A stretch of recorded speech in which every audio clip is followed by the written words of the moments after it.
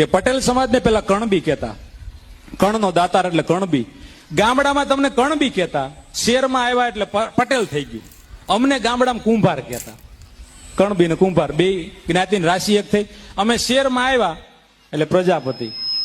તો એ P four પી અને કે ફોર કે.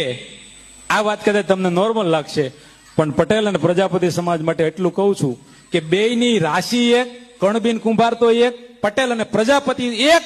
બીજી વાત તમને ગમે તો બે ધરતી સાથે જોડાયેલા છે, બે માટી સાથે જોડાયેલા છે.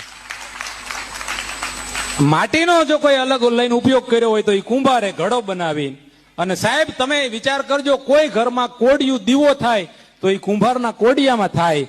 તાવડી કુંભાર બનાવે, પણ એ તાવડીમાં રોટલો નાખો ત્યારે તાવડી રૂડું લાગે. એ રોટલો અનાજ જો કોઈ પકવું હોય તો સાહેબ કલ્પના ઘોડેચંડની કણબી, મૃગજળની પાછળ પડે નહીં કણબી, પરસેવાનું બનાવીને પીવે.